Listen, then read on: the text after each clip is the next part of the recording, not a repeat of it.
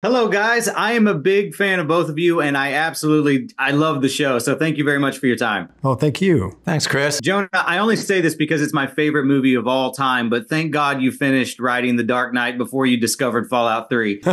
First question that I need to know, who kept poor Wilzig's head? Like, surely somebody's taking good care of that now. The actual artifact. I think we intended to give it to Michael as a birthday present, but I'm not sure we've got. I think I'm spoiling this year's birthday present. It's under lock and key.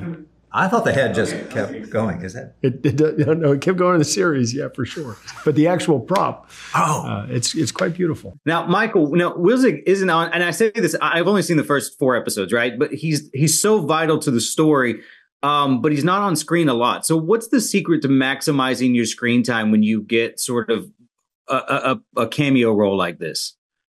Well, the secrets are hiding in plain sight. The secrets are good writing, and for my money, focus, or you could say stillness. Also, to have a duet scene where there's nothing going on except communication of some high order, something scary or life-changing going on, something maybe haunted or frightening, delivered in a quiet way. I don't know what I'm saying. I agree with you. I'm trying not to be too spoilery, but the scenes that I think you're referring to, I mean, they're awesome, and you do so good in them. Jonah, I wanted to ask, both Westworld and Fallout are set in the future, but heavily influenced by the Western genre. What is it that you feel like fascinates you about genre blending Westerns and sci-fi? I don't know. I can't escape it.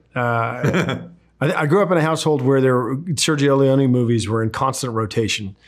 With Geneva and Graham, we talked endlessly about The Good, the Bad, the Ugly on this project. Lisa and I had talked endlessly about Once Upon a Time in the West on Westworld. I think it's so fascinating to me how film and television converges on a genre and kind of strip mines it until there's almost nothing left and then sets it aside. That's what happened in the Western in the 1950s and 40s and 50s, when virtually all movies were Westerns. And we just lived through a 20-year period in which virtually all movies were comic book movies, or all of the biggest movies in any given year.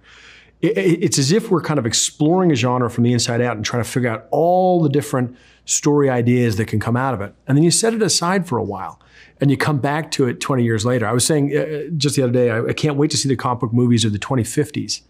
Because that's when you'll get a Sergio Leone-like figure will come in and pick up what's left of that genre and invert the pieces and find something new. So I think that the way that cinema, the way that film and television can play with genre is endlessly fun to me. Well, on this, I love that answer, by the way. Is there any chance that we're going to get a conclusion to that story in the form of a movie or a special? I'd even happily take a graphic novel at this point, just so I could sleep at night and know how that ended. Me too. Well, Lisa and I, we had a plan from the very beginning. We do like to finish our stories when we can. So if there's an opportunity somewhere down the road, we would certainly take it. Hello, sir. It's so nice to meet you. I'm a huge fan of your work. Oh, thanks, Chris. Nice to meet you too. Appreciate it. Yes. So being a wine connoisseur yourself, what do you think Hank's drink of choice might be? And do you ever think of things like that when fleshing out your characters? Interesting idea. Occasionally I do, if it adds to the story. I think Hank is definitely all about having a good beer at the end of the day. Just a nice light beer, maybe a vault beer, special hops, little radiation. But I see him as a beer guy. Kind of an everyman type of guy. I don't think he's too fussy. Gotcha. You've played characters like on this wide spectrum of time periods. Now that you've played Hank in a post-apocalyptic world hundreds of years from now, how does that compare to playing someone in the Stone Age like Cliff Vandercave? Well, very good question. Cliff, on the other hand, is martinis all the way. Very sophisticated. Spending time in Acapulco and those kind of places. One of the things that it's unusual connection, but they share is the value of the set dressing and the production of both of those shows. Incredibly complex, really well thought out. a blueprint obviously exists for the reality around them. We Fallout, of course, because we have the video game franchise, and Flintstones, obviously, because of the cartoon. And it was really fun to come to set to see exactly how that had manifested, and what the production people had come up with in terms of the creativity. I'm thinking of things like the Pip-Boy that we got to wear as part of the Fallout universe, and compare that to the sundial wristwatch that I got to wear as the evil Cliff Vandercave in the Flintstones. So that, as an actor, that's a lot of fun because they give you things to play with that activate your character in different ways. No, that's actually a good point. Being set in this post-apocalyptic world and having such like a 50s visual aesthetic to the vault, how did the production design and environment influence your portrayal of Hank? Well, there's a certain quality and tone that we were after, and and you could sort of say it in general terms, like that '50s sensibility, that post-war, that positive can do, we can do anything. Look, we're on the upswing. All those kind of attitudes and that tone infected Hank, of course, and that's a big part of who his character is. So it does, the tone of it really does influence the character. I mean, it's also who the character is and the values that he has going forward. But it was supported by what was around, and he just was very proud of the way the vault was performing and the way it looked, and that people took pride in their work. They were there doing good things and good deeds. I guess that's the impact it had, I think.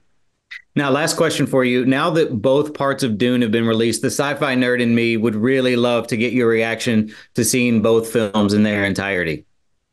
Oh, lovely. I wish I could talk about both of them. I've only seen the first portion of the new Dune, which I enjoyed very much. I love the story so much, and it was just a different take, obviously, because different actors, different director, different time period of filmmaking. But I really enjoyed it. I think they did a terrific job. I look forward to seeing the second one very much.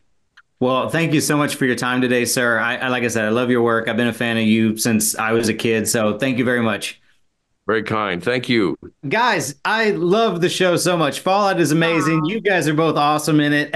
In fact, I'm in Nashville right now and I'm under a tornado watch and I'm still doing this interview. That's how much I love the show. I'm so excited to talk to you guys. Well, be careful.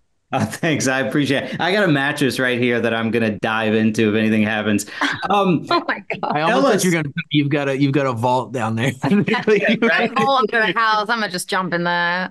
Oh no, I'm on the second floor of my house. So if a tornado, I'm gone. You just see me just off the screen. Ella, I did want to say, somehow you just keep getting stuck with people who eat other people. And on that note, I want to know, if you had to pick one scenario, which one would you prefer? The post-apocalyptic wasteland of Fallout or the Canadian wilderness? Woo! Woo! Hard question. I'm gonna go for the Fallout one. I'm gonna go for the post-apocalyptic wasteland because, at least there's some cool stuff to look at, and you could scavenge. You could scavenge, and I'm sure there's like a nice box of candy somewhere, some cram. I don't know. Ella's gonna be looking for the sugar bombs. That's what it is. That's the word I was looking for. There's gonna be a box of sugar bombs somewhere. No, that's a great answer. I was actually thinking about that myself, and I was like, wow, actually, the world of Fallout does somehow seem more appealing than the Canadian wilderness. I don't know how. It surprises me. I'll take radioactive food over what you guys have to do in Yellow Jackets. Right. Now, I've only seen the first few episodes, but there's clearly a bit of chemistry between Lucy and Maximus. Can you tease a little bit about what fans can expect from their relationship in the future? Well, we find it so cool that these characters have come from such different, like totally different worlds, being born and raised in a vault or born and raised, in the wasteland, and how different they are and how different their worlds are and their world views are. And yet they have this moment early on of their first meeting where there is this connection and there's like something that they share potentially within each other. And to tease anything, I would just say that, there's a lot that the other potentially needs to learn from the other. You know what I mean? And hopefully there's an opportunity for them to take from one another and continue to survive. You know what I mean? Yeah. Now you guys both had some pretty wild action scenes. In fact, Aaron, you might be the first person I've ever seen like clothesline somebody with a toilet seat. But how brutal was the choreography for some of the scenes that you guys do in these first few episodes? Oh, like, physically, this show. It's a lot. You need a lot of stamina. Yeah. Yeah. There were days I couldn't really walk straight. Like waking up in the morning, you're just so sore. You're sore everywhere, And that's, a credit to our amazing stunt team as well of like preparing us for these, these moments and giving us as many rehearsals as we needed to really nail things down. I know for myself, I love working with other stunt performers, especially with action, because with other actors, I think we have to be a little more nervous with each other. But stunt performers are so good at their jobs. And, I can say to them, give me a little contact here because I know you're not going to hurt me. If I said that with an actor, I think he would really get punched. I would. Yeah. Ella would actually I would drop kick me in the face. You know what I mean? I'd be like, wait a minute. I just wanted a little shove. But That's amazing. Yeah. Now, I apologize for the surface level hypotheticals because I don't want to spoil anything, but just for fun, like what's the first thing that either of you might do if you got your hands on some actual power armor? Hopefully not like crush anybody's skulls or anything. Oops. Yeah. Yeah. No, like maybe, what would you do? Fly? I would fly. Or jump really high, actually. Mm-hmm. I would want to do silly things, like memeable things. Like I just stand on a playground that's like way too small for me. It's like so people could like somebody will get the photo. I don't know. That's all. We just got to put it on the gram. Guys, thank you so much for your time. I love the show, and I know you have a million people to talk to, but thank you so much. I really appreciate it.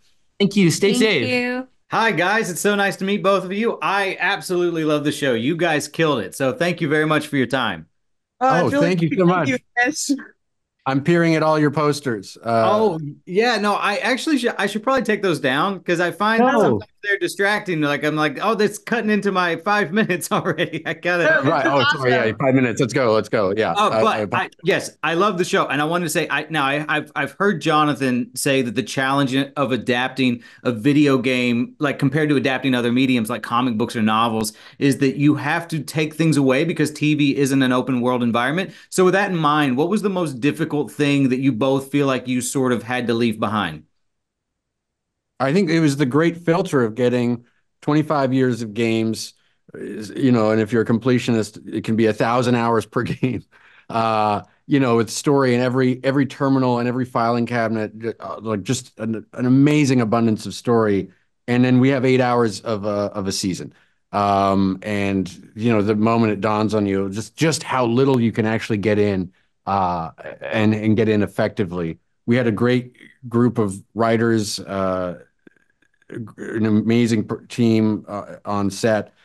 Every nook and cranny of the frame is filled with stuff, but we still feel like we barely scratched the surface of the Fallout world in this first season. But we hope it's a memorable scratch.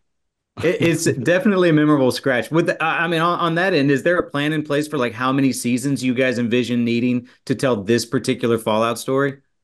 Geneva, I was saying, I apologize. In the last interview, early in the morning here, I said 1 billion seasons. Do you want to back me on that? 1 billion seasons? 1 billion feels right to me. Yeah, we're thinking about a bill. A bill sounds good. I feel like I feel good with a bill. Yeah.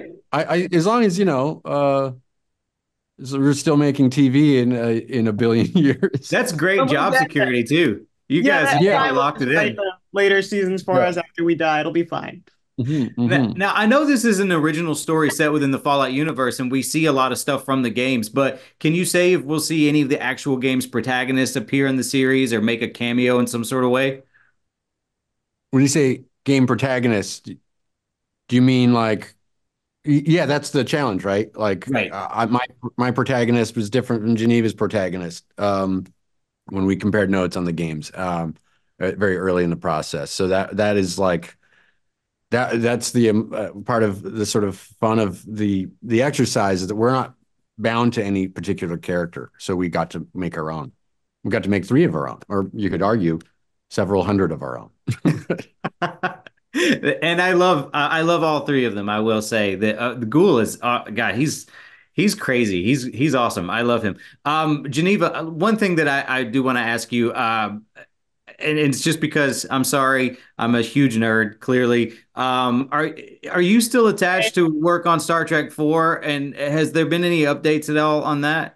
I am not. I actually left when Fallout kicked into gear. And I love the Star Trek universe. It's actually one of the things that brought Graham and I together as writing partners. Is Graham wrote one of the best scripts I've ever read, was his Worf Star Trek show, which is an amazing thing that I hope gets made. I pray it gets made because I'd love to watch it. But that was the first script of Graham's that I read, and I just fell in love with his writing, and we became friends. So that's actually why Fallout, we teamed up to create this adaptation of Fallout. So it was Star Trek that brought us together as buddies. Well, what a silver lining, because Fallout is great. I love it so much. So thank you guys. I think I'm about out of time, but I really appreciate it. And yeah, I can't wait to finish the series. So thank you very much. That's so sweet. Thanks, man. Thank you. Really Super appreciate it. appreciated.